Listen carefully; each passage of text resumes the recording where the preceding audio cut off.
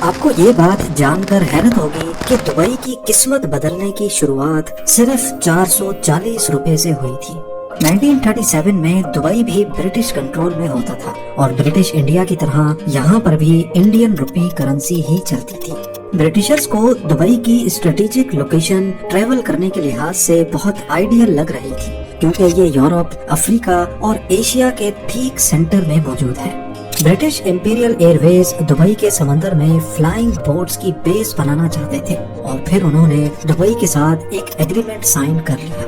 Long range empire flying boats UK سے Dubai کے سمندر میں لینڈ کرتی تھی اور پھر ری فیولنگ کے بعد ان کو برٹش انڈیا اور ایشیا کے دوسرے حصوں میں بھیجا جاتا تھا۔ اس بیس کا منتھلی رینٹ صرف 440 روپے تھا، جس میں وہاں موجود گارڈز کی سیلری بھی شامل تھی۔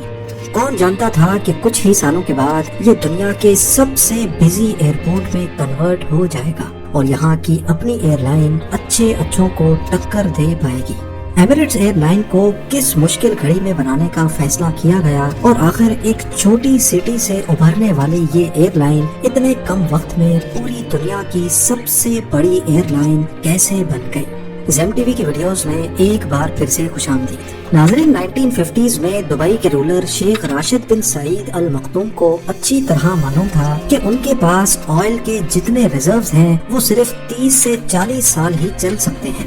ان کو جلد از جلد کوئی آلٹرنیٹ انکم سورس بنانا تھا۔ انہوں نے دیکھا کہ برٹشرز دبئی کی لوکیشن کو استعمال کر کے اپنی ایئر لائنز کو ایک اسٹاپ اوور فراہم کر رہے ہیں اور دبئی کو صرف معمولی سا رینٹ ہی ملتا ہے۔ یہی دیکھتے ہوئے دبئی کے رولر نے 1959 میں دبئی ایئرپورٹ کی کنسٹرکشن کا آغاز کیا۔ 1960 میں دبئی ایئرپورٹ پہلی بار لانچ کیا گیا تو اس میں صرف ایک ایپرن، ایک چھوٹے کمرے جیسا ٹرمینل اور ایک رن وے ہوتا تھا، وہ بھی پکا نہیں بلکہ ریت کو کمپریس کر کے بنایا گیا تھا۔ اس رن وے پر صرف چھوٹے ڈوگلس DC-3 جیسے ایئر کرافٹس ہی لینڈ کر سکتے تھے۔ 1965 میں پراپر میٹل رن وے بنوانے کے بعد دبئی ایئرپورٹ پر لینڈ کرنے والا پہلا jet aircraft Middle East Airlines کا کومیٹ تھا۔ ہر گزرتے سال دبئی کے رولر ایئرپورٹ میں نئی اور لیٹسٹ فیسلٹیز لانچ کروانے لگے۔ 1969 میں یہاں 9 ایئر لائنز کام کر رہی تھی جو 20 ڈیسٹینیشنز آفر کرتی تھی اور 1980 میں دبئی ایک انٹرنیشنل اسٹاپ اوور بن کر ابھرنے لگا، جہاں Air India, Cathay Pacific, Singapore Airlines اور ملیشین ایئر لائنز جیسے نام ری فیولنگ کرنے کے لیے رکتے تھے۔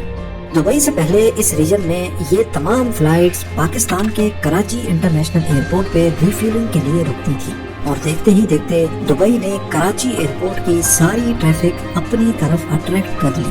اس وقت پورے مڈل ایسٹ کے درمیان ٹریول کرنے کے لیے گلف ایئر کو استعمال کیا جاتا تھا، جو کہ بحرین کی ایئر لائن ہے۔ پورے مڈل ایسٹ کو اگر اچھی انٹرنیشنل فلائٹس لینی ہوتی تھی تو وہ پہلے گلف ایئر کے ذریعے دبئی آتے تھے اور پھر وہاں سے اپنے انٹرنیشنل سفر کا آغاز کرتے تھے۔ 1980 میں دبئی کے شیخ محمد بن راشد ال مختوم، جو اس وقت دبئی کے ڈیفنس منسٹر تھے، ان کو گلف ایئر نے آفر دی کہ وہ صرف یہ اناؤنس کر دیں کہ گلف ایئر دبئی کی آفیشیل ایئر لائن ہے۔ اس سے گلف ایئر کو انٹرنیشنل فلائٹس بھی ملنا شروع ہو جائیں گی اور اس سے دبئی کو بھی کافی فائدہ ہوگا اور بدلے میں دبئی کو گلف ایئر کے 50% اسٹیکس بھی مل جائیں گے۔ پر شیخ محمد نے اس ڈیل سے انکار کر دیا۔ گلف ایئر نے سوچا کہ ہم خواہ مخواہ پورے مڈل ایسٹ سے پیسنجرز لا کر دبئی کو دیتے ہیں اور وہ پیسنجرز کسی اور انٹرنیشنل فلائٹ میں چلے جاتے ہیں، جس کے بدلے میں ہمیں کچھ نہیں ملتا۔ لہٰذا گلف ایئر نے شیخ محمد کے منع کرنے کے بعد دبئی جانے والی تمام فلائٹس کو بند کر دیا۔ گلف ایئر کا یہ فیصلہ دبئی کے انٹرنیشنل اسٹاپ اوور کو خاصا نقصان پہنچانے لگا۔ یہی وہ وقت تھا جب شیخ محمد بن راشد نے اپنی خود کی ایئر لائن ایمریٹس لانچ کرنے کا ارادہ کیا۔ اس ارادے کو حقیقت میں بدلنے کا مطلب تھا پہلے سے اسٹیبلشڈ ایئر لائن سے ٹکر لینا، جس میں گلف ایئر جو ان کا پہلا رائیول تھا، اس کے علاوہ British Airways, Singapore Airlines, Lufthansa, Air India اور پین ایم ایئر ویز وہ بڑے بڑے نام تھے جن کے خلاف ایمریٹس کو آپریٹ کرنا تھا۔ اب یہ کام جتنا سننے میں مشکل لگ رہا ہے، یہ حقیقت میں اس سے بھی کہیں زیادہ مشکل تھا، اس وقت ایک بوئنگ 737 کی پرائز $25 ملین تھی۔ اس کے علاوہ پائلٹس، کرو اور انجینئرز بھی ٹرین کرنے تھے، اس میں الگ سے خرچہ لگ رہا تھا۔ یعنی کل ملا کر دبئی کو ایک نئی ایئر لائن پر کم سے کم 6 سے 7 کروڑ ڈالرز خرچ کرنا پڑ رہے تھے، اور اس کے بعد بھی کیا پتا ایئر لائن چلے یا نہیں۔ یہاں پر دبئی کے شیخ نے اسمارٹلی کھیلا اور پاکستان سے مدد مانگی۔ Pakistan international air line PIA نے دبئی کو 2 بوئنگ 737-300 لیز پہ دیے۔ ان جہازوں پر ایمریٹس کی برانڈنگ کی گئی، جبکہ پائلٹس، کرو اور انجینئرز سب کچھ PIA کا تھا۔ ان پلینز کو چلایا تو ایمریٹس کے نام پہ جاتا تھا، لیکن مینجمنٹ ساری PIA کی تھی، اور اس کام کے بدلے میں دبئی کے شیخ نے PIA کو $1 کروڑ ادا کیے۔ یعنی جو کام $7 کروڑ میں ہونا تھا وہی اب 1 میں ہو گیا۔ ایمریٹس کی پہلی فلائٹ 25 اکتوبر 1985 کو دبئی سے کراچی تک گئی۔ اس کے بعد ممبئی، دہلی، کولمبو، عمان اور کائرو جیسی ڈیسٹینیشنز کو بھی شامل کیا گیا۔ ایمریٹس کے پہلے ہی سال میں 2,60,000 پیسنجرز نے سفر کیا، اور اسی ایک سال کے دوران شروعاتی $1 کروڑ کی انویسٹمنٹ باہر نکل آئی۔ 1987 میں جب ایمریٹس نے خود کے ایئر پلینز خرید لیے تو PIA کو ان کے پلینز واپس کر دیے گئے۔ 1990s کی شروعات میں گلف وار کے دوران جہاں باقی تمام ایئر لائنز نے مڈل ایسٹ کے آپریشنز بند کر دیے تھے، وہیں ایمریٹس یہ موقع اپنے ہاتھ سے نہیں گنوانا چاہتی تھی۔ گلف وار کے آخری 10 دنوں میں مڈل ایسٹ یا عرب کنٹریز کے درمیان اگر کوئی ایئر لائن آپریٹ کر رہی تھی تو وہ کوئی اور نہیں بلکہ ایمریٹس ہی تھی۔ اس دوران ایمریٹس نے ان پیسنجرز کو بھی ٹارگٹ کیا جو نارملی کمپٹیٹر ایئر لائنز کو استعمال کیا کرتے تھے۔ نئے پیسنجرز نے ایمریٹس میں وہ فیسلٹیز بھی پائیں جس کے لیے دوسری ایئر لائنز ایکسٹرا چارج کرتی تھی، جیسا کہ personal entertainment system, luxury cabins اور بہترین ڈائننگ۔ یہ چانس ایمریٹس کو ترقی کی نئی اونچائیوں تک لے گیا، اور بعد میں لائل پیسنجرز کے لیے ایمریٹس نے اسکائی وارڈز پروگرام بھی لانچ کیا۔ اب انٹرنیشنل پیسنجرز کے ساتھ ساتھ دبئی کی بڑھتی ہوئی پاپولیرٹی نے بھی ایمریٹس ایئر لائن کی سکسیس کو نیکسٹ لیول تک پہنچا دیا۔ بلکہ یہ بھی کہہ سکتے ہیں کہ دبئی کی پاپولیرٹی کے پیچھے بھی کافی حد تک ایمریٹس کا ہی ہاتھ رہا ہے۔ وہ ایسے ہی کہ دنیا میں سب سے زیادہ استعمال ہونے والا flight route Europe to South East Asia اور آسٹریلیا ہے۔ اگر یورپ ٹو آسٹریلیا کی ایگزامپل لی جائے تو یہ ایک دوسرے سے 14,800 کلومیٹرز دور ہے۔ یہ اتنا بڑا ڈسٹینس کوئی بھی ڈائریکٹ فلائٹ کور نہیں کر سکتی۔ اس میں زیادہ تر فلائٹس کو کہیں نہ کہیں ری فیولنگ کے لیے اسٹاپ لینا پڑتا ہے۔ اس روٹ پر سب سے زیادہ فائدہ ایمریٹس ایئر لائنز کو ہوتا ہے، کیونکہ ایمریٹس نے اپنا ہب دبئی انٹرنیشنل ایئرپورٹ کو بنایا ہوا ہے۔ دوسری فلائٹس کو جہاں اسٹاپ اوور کرنے کے لیے ایئرپورٹس کو ایکسٹرا فی پے کرنی پڑتی ہے، وہیں ایمریٹس پیسنجرز کو دبئی میں اسٹاپ اوور دے کر نہ صرف اپنی کاسٹ بھی بچاتی ہے بلکہ پیسنجرز کو بھی کمپٹیٹیو ریٹس پہ ٹکٹ سیل کر سکتی ہے، اور اس سے دبئی میں بھی وزٹرز کا ٹریفک بڑھتا ہے، کیونکہ آفٹر آل کئی لوگ آگے جانے سے پہلے 1-2 دن دبئی میں بھی رہنا پسند کرتے ہیں۔